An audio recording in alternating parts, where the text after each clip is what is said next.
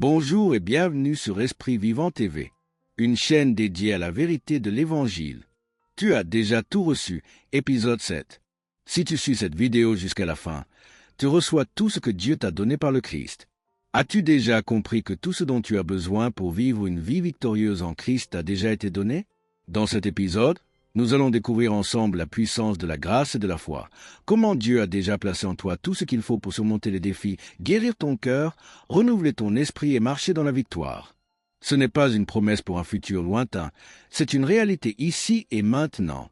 Si tu t'es déjà demandé pourquoi certaines prières semblent ne jamais aboutir, pourquoi tu luttes encore malgré tes efforts, cet épisode a transformé ta vision de la vie chrétienne. Prépare-toi à comprendre que tu n'as rien à obtenir, tout a déjà été donné, et que le secret réside simplement à s'approprier ce que Dieu a déjà mis à ta disposition. Bienvenue dans l'épisode 7 de « Tu as déjà tout reçu ». Ta vie est sur le point de changer à jamais. Tu as en toi la puissance qui a ressuscité Jésus d'entre les morts. C'est la plus grande manifestation de la puissance de Dieu que l'histoire ait jamais connue. Cette même puissance est en toi.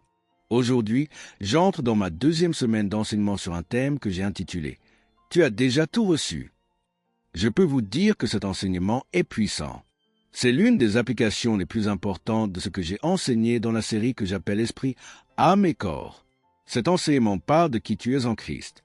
Quand tu comprends que, dans ton esprit, tu es déjà complet, que ton esprit est totalement sauvé, autant qu'il le sera pour toujours, alors tout change. La Bible dit que nous sommes identiques à Jésus dans notre esprit. 1 Jean 4, verset 17. Quand tu comprends cela, tu réalises que tu n'essaies pas d'obtenir plus de Dieu. Tu as déjà reçu toute la plénitude de Dieu. Le reste de la vie chrétienne consiste à libérer ce que tu possèdes déjà. Cela passe par le renouvellement de l'intelligence pour reconnaître ce que tu as reçu, puis apprendre à le manifester dans ta vie. C'est de cela que je parle depuis le début de cette série. Nous en sommes maintenant au 7e enseignement. J'ai commencé cette série il y a un peu plus d'une semaine, et j'ai principalement enseigné sur Éphésiens chapitre 1. Ce chapitre ne parle pas de ce que Dieu pourrait faire, ferait peut-être ou fera dans le futur. Il parle uniquement de ce que Dieu a déjà fait. Tu es déjà béni de toutes les bénédictions spirituelles. Tu as déjà été choisi en Christ. Tu es déjà accepté dans le bien-aimé. Tu as déjà reçu la sagesse. Tu as déjà été scellé par le Saint-Esprit. Et la liste continue. Puis, à partir du verset 15 jusqu'au verset 23 d'Éphésiens chapitre 1, Paul prie une prière très précise. Il prie pour que les yeux de ton cœur s'ouvrent afin que tu comprennes ce que tu possèdes déjà. Il parle de la grandeur de la puissance que Dieu a dirigée vers toi. La même puissance qui a ressuscité Jésus d'entre les morts. Si tu as manqué ces enseignements, je t'encourage vraiment à les revoir car ils peuvent transformer ta vie. Maintenant, continuons avec Éphésiens chapitre 2. Souviens-toi que la Bible n'a pas été écrite à l'origine avec des chapitres et des versets. Ils ont été ajoutés plus tard pour nous aider à nous repérer. Donc, le chapitre 2 n'introduit pas une nouvelle idée. Il est la suite directe de ce qui a été enseigné au chapitre 1. Éphésiens 2, verset 1. Vous étiez morts par vos offenses et par vos péchés, mais Dieu vous a rendu vivant. Remarque bien, il n'est pas dit que Dieu va te rendre vivant un jour, ni que cela arrivera si tu pries assez ou si tu fais assez d'efforts. Il est dit que tu as déjà été rendu vivant. Le mot « rendu vivant » signifie ressuscité. Quand tu es né de nouveau, ton esprit est ressuscité d'entre les morts. Certains disent « Pourtant, j'ai toujours le même corps ». C'est vrai, mais ton esprit était mort à cause du péché, et maintenant il est vivant. La Bible dit que tu es devenu une nouvelle créature. 2 Corinthiens 5, verset 17. Tu es une nouvelle espèce spirituelle, quelque chose qui n'existait pas auparavant. Ton esprit est parfait, et tout cela est exprimé au passé, parce que c'est déjà accompli. Ton salut spirituel n'est pas quelque chose que tu atteindras au ciel. Ton esprit est aussi sauvé maintenant qu'il le sera pour l'éternité. Il ne sera pas amélioré, nettoyé ou rempli de plus de puissance plus tard. Tu as déjà en toi le même esprit que tu auras pour toujours. C'est une vérité extrêmement puissante. Éphésiens 2, versets 2 à 3. Ces versets parlent de qui tu étais avant de naître de nouveau. Ils disent que tu marchais autrefois selon le système de ce monde, sous l'influence du diable, et que tu vivais selon les désirs de la chair et de la pensée. Ils disent aussi que nous étions par nature des enfants de colère, comme les autres. Encore une fois, tout est au passé. Tu étais ainsi, mais tu ne le es plus. Tu n'es plus, par nature, un enfant du diable. Il y a beaucoup de confusion à ce sujet dans le corps de Christ. Beaucoup de chrétiens pensent qu'ils ont à la fois une nouvelle nature et une nature de péché. Ce n'est pas ce que la Bible enseigne. Je ne vais pas développer ce point en détail maintenant, mais il faut le dire clairement. Ta nature de péché a disparu. Tout ce que tu as maintenant, c'est une nouvelle nature, et elle n'est pas immature ou incomplète. Elle est parfaitement complète, totalement pleine. Le vrai problème, ce n'est pas ce que Dieu a fait, c'est que nous ne savons pas ce que nous avons reçu. C'est pourquoi nous devons renouveler notre intelligence. La croissance dans la vie chrétienne ne consiste pas à faire grandir ton esprit. Ton esprit est déjà parfait. La croissance, c'est ton intelligence qui grandit dans la compréhension, ton apprentissage à libérer ce que tu as déjà, et tes actions qui grandissent dans l'obéissance à ce que Dieu te montre. De la même manière que nous sommes déjà toutes ces choses en Christ, nous ne sommes plus ce que nous étions avant. La Bible dit que nous étions des enfants de colère, comme les autres. Éphésiens 2, verset 4. Mais Dieu, qui est riche en miséricorde, à cause du grand amour dont il nous a aimés. Quel verset puissant! Certaines traductions disent, en substance, que Dieu, à cause de son grand amour, a manifesté son amour envers nous. Cela signifie une chose très importante. Dieu ne nous a pas aimés parce que nous étions aimables. Il nous aime parce que Dieu est amour. La Bible dit clairement, 1 Jean 4, verset 8, Dieu est amour. Éphésiens 2, verset 5. Lorsque nous étions morts par nos offenses, il nous a rendus vivants avec Christ. Encore une fois, c'est quelque chose qui est déjà accompli. La Bible ne dit pas que nous sommes encore dans le péché et que, si nous prions assez, Dieu nous rendra vivants un jour. Non, nous étions dans le péché avant de naître de nouveau. Et maintenant, nous avons déjà été rendus vivants avec Christ. La Bible ajoute, c'est par grâce que vous êtes sauvés. Puis elle dit aussi, il nous a ressuscités ensemble. Remarque bien le langage utilisé. Il l'a fait. Ce n'est pas futur, c'est déjà accompli. Certains d'entre vous ne se sentent pas ressuscités d'entre les morts. C'est parce que vous vivez plus selon votre corps et vos émotions, que selon qui vous êtes en Christ. Mais si tu pouvais comprendre cela, le recevoir et dire, ce que je vois ou ressens, ce n'est pas mon identité. Alors tout changerait. Prenons un exemple fort. Si quelqu'un est en prison aujourd'hui, peut-être à cause d'une faute grave, et qu'il est constamment confronté à son passé, à sa condamnation, il peut facilement se dire « Je suis un criminel, je suis un mauvais homme ». Mais quand une personne naît de nouveau, elle devient une nouvelle créature en Christ. La Bible dit, 2 Corinthiens 5, verset 17, « Si quelqu'un est en Christ, il est une nouvelle création. Même si cette personne est encore dans une cellule, elle n'est plus la même personne à l'intérieur. Elle a été rendue vivante avec Christ. Elle a été ressuscitée d'entre les morts. L'homme spirituel à l'intérieur de toi est pur, propre, sans aucune impureté. Si tu pouvais voir cette réalité, l'embrasser totalement, et commencer à vivre à partir de ton esprit, tu pourrais être libre même derrière des barreaux. Même sans être en prison, tu pourrais être libre de la douleur dans ton corps, même si cette douleur est encore là physiquement. Dans ton cœur, tu saurais que l'œuvre est déjà accomplie. Ce ne serait plus qu'une question de temps. Avant que le corps s'aligne, toute ta vie découle de ton esprit. Quand une personne n'est pas née de nouveau, elle peut faire tous les efforts possibles. Développement personnel, changement de comportement, amélioration extérieure. Elle peut changer certaines choses, mais son esprit reste mort et séparé de Dieu. La Bible dit qu'avant Christ, nous étions par nature enfants du diable. Tu peux changer l'extérieur autant que tu veux, même transformer ton apparence. Mais à l'intérieur, sans la nouvelle naissance, la mort spirituelle demeure.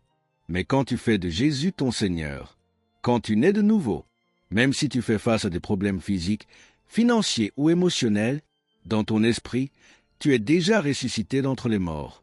Tu peux apprendre à laisser ton esprit diriger ta vie, et ce qui est en toi commencera à se manifester à l'extérieur.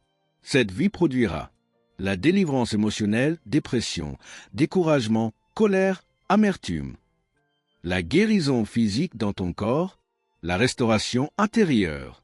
Mais pour cela, tu dois marcher selon l'esprit.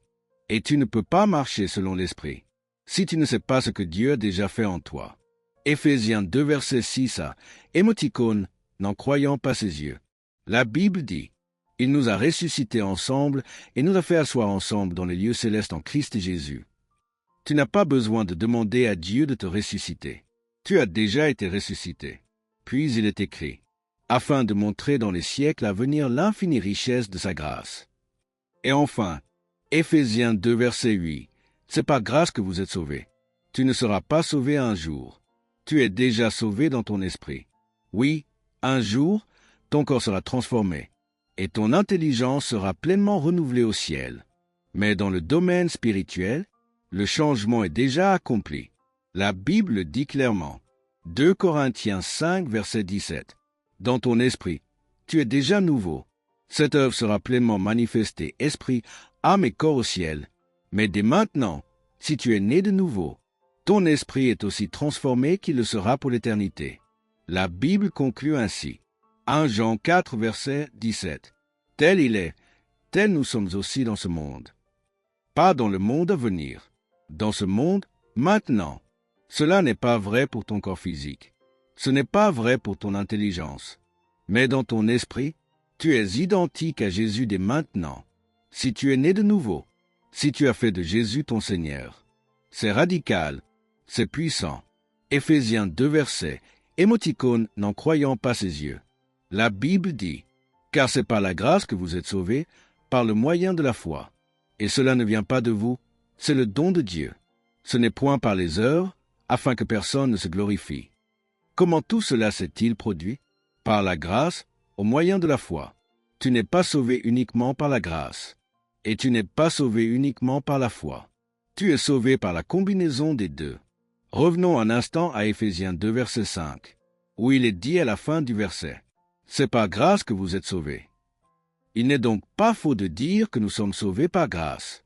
Il n'est pas faux non plus de dire que nous sommes sauvés par la foi. Par exemple, si quelqu'un disait « Dieu doit me sauver parce que je suis une bonne personne, je vis mieux que les autres, Dieu me le doit. » Alors il faudrait répondre « Non, tu es sauvé par grâce, pas par tes œuvres. » Mais cette affirmation n'est pas complète, car nous ne sommes pas sauvés par la grâce seule. Nous sommes sauvés par la grâce au moyen de la foi. La grâce, c'est ce que Dieu a fait pour toi, indépendamment de toi, avant même que tu existes. La Bible dit dans Jean 1 que Jésus était plein de grâce et de vérité. Elle dit aussi que la grâce et la vérité sont venues par Jésus-Christ. La grâce est donc venue il y a 2000 ans, par Jésus. Elle n'a rien à voir avec ce que tu fais, ni avec ce que tu as fait. La définition la plus simple de la grâce est la suivante. La faveur imméritée, non méritée, non gagnée de Dieu. Si ta performance entre en jeu, alors ce n'est plus la grâce.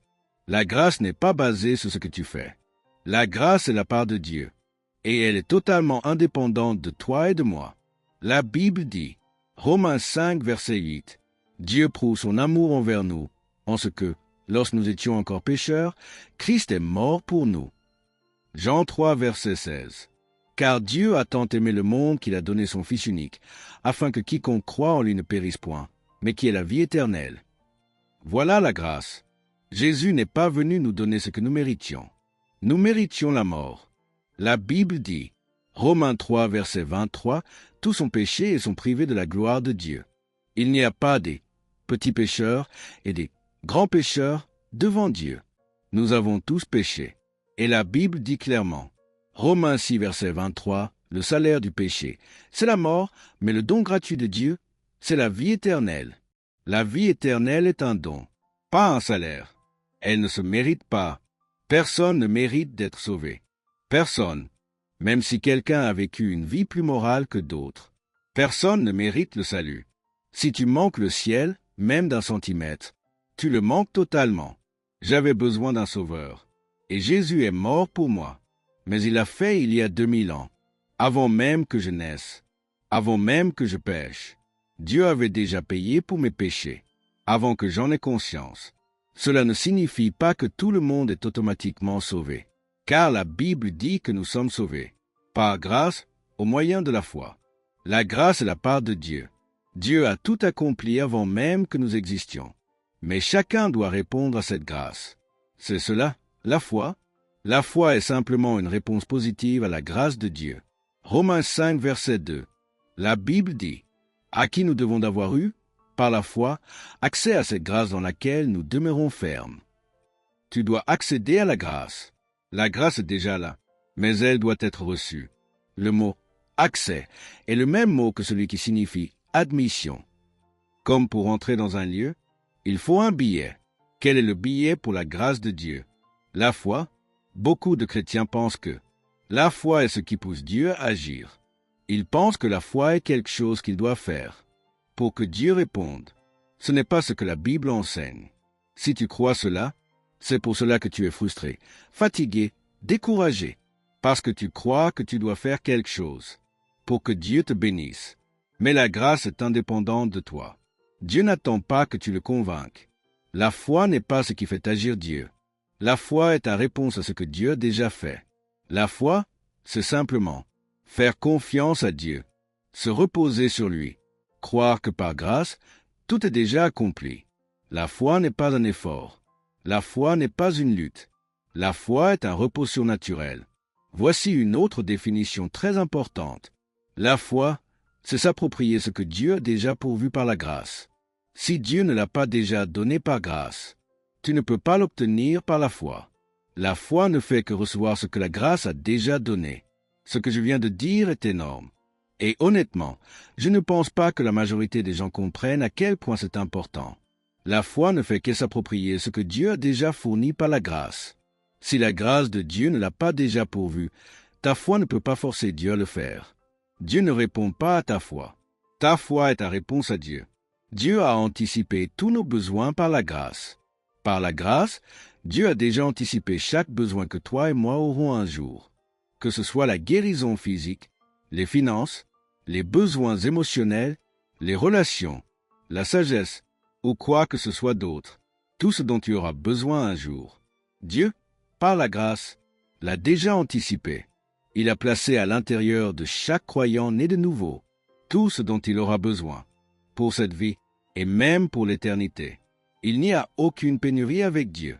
La grâce est déjà là, mais elle doit être reçue. Par la grâce, tout est déjà disponible. Mais cela ne se manifeste pas automatiquement. Pourquoi? Parce que tout le monde ne répond pas positivement à ce que Dieu a déjà fait. C'est cela, la foi.